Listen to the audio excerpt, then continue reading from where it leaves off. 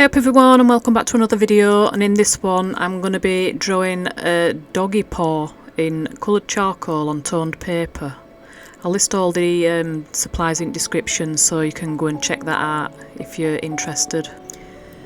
So anyway, it was quite funny how this one came about. This is the first time I've ever done a portrait of dog's feet, and basically what happened were I saw another artist post some portraits that they'd been doing, and I didn't really think much of it. I just sort of had a look and then I moved on, and then next day I get a message from a friend of mine asking me if I could do something like that, and she sent me a screenshot of this same post that I had just happened to see previous day, and I was like, well, why not, you know. So she basically had me do the paws of each of her 3 dogs, so like a front paw, and just took a photo of the front paw of each dog and then added a little portrait of them. And you can see that I've already done one on left, and then I decided to make the little tutorial out of the middle one, and then there's another one on right as well that I did afterwards, and I'll show you the full finished piece at end of video. And you've already watched me adding the whites first, and it will basically just the fur that's in between pads mainly and on the wrist and what have you, and then I'm adding blacks to the pads themselves. And then when I've added that, I will start to add a little bit of colour to the fur as well, because it's not just white, there are some like yellowish and brownish tones going on there. And then I'm just going to get a blending stump and blend all the black charcoal that's on them paw pads. And I'm going to use that same blending stump with some of the excess charcoal to then add some shadows between pads and on wrist and what have you. But I don't really want to add too much dark, it's just that I want to get the shadows in that exist in them areas. Obviously you've got your fur on top of that, but you've got shadows in between your fur, and the fur will get drawn on top to make it look like there's more depth. So it's creating that darker base and then working up in tone to your lighter hairs that are going to be on top. And then I'm just back in with the black charcoal pencil and just pushing them darks again on the paw pads, and maybe a few little bits of texture and what have you between the paw pads where it's a little bit on darker side.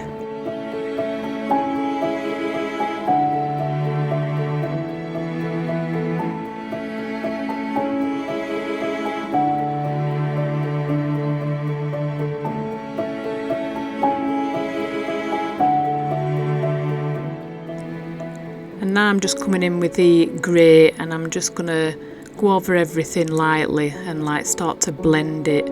And this is actually a pitt pastel that I'm using. I do use them alongside the coloured charcoal and they seem to work pretty well. And I'm going over everything really, the paw pads, just using it to smoothen things out, and also the areas between the pads and the wrist area and what have you.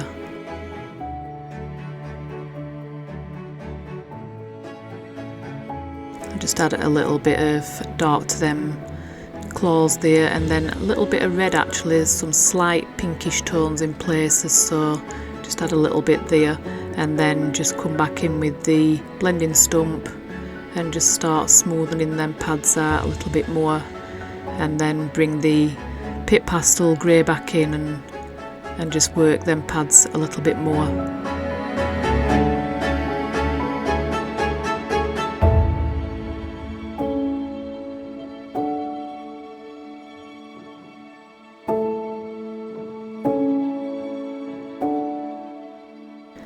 So I'm back in with the black charcoal pencil just to refine things a little bit further, add a little bit of dark texture in places where it's needed, because the paw pads, they are quite textured, you know, they're not entirely smooth.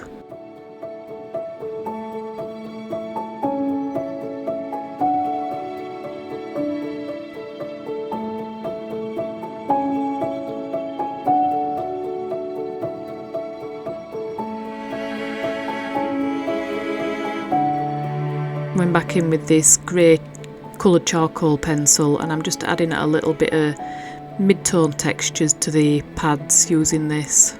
And the idea is just to create like a nice smooth undertone, you know, in order to start adding your details and highlights onto of at top. And I'm using a General's white charcoal pencil now to just add some texture onto these pads and some little highlights with lights catching them. And the main pad and then the pad that's over on the right, they're not really catching much light, so it's mainly the three pads, the one on the left and the two top ones. They're the ones that are catching most light, and if you look closely at pads, they've got like lots of little tiny textures and knobbles and what have you going on. You can just dab the tip of the charcoal pencil like a pointillism technique to make it look like there's light catching all these little knobbles, and the top of the pad, well, towards the top of the image is where they'll be catching most of light from, and then the bottom edge of the pad is going to be darker because it's not catching the light as much. And all I'm doing now is adding some more colour and some more shadows and what have you in the area between the pads. A few more yellow ochre colours and also some darks, browns and blacks. And also a little bit of orange as well, just needed warming up slightly, getting ready for adding the fur.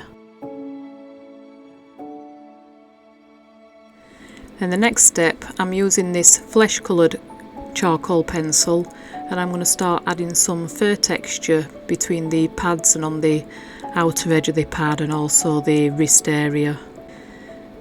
The fur's not quite white in most places, so these flesh tones, the flesh pencil comes in handy for a lot of this kind of thing, and then also alternating with the grey one, which helps to blend things together and cool things down as well where it needs to be.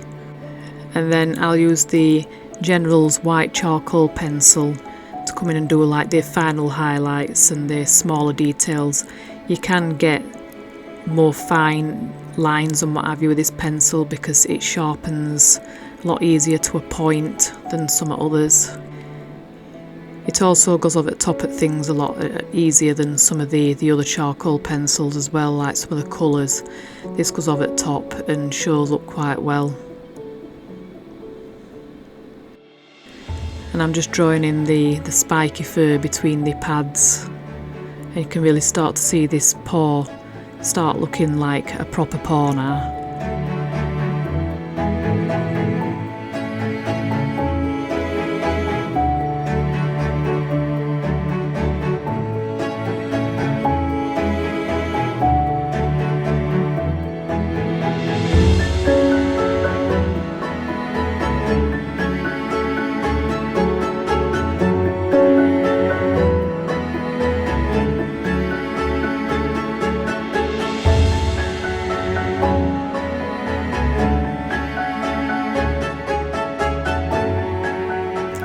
So I've just swapped over to this white coloured charcoal pencil, which is from the Grisaille pack, or Grisaille, whatever they call it, and I've only got this left and I'd have to buy another full pack in order to get another one of these, so I just use it for the brightest highlights because it does come up really bright, this.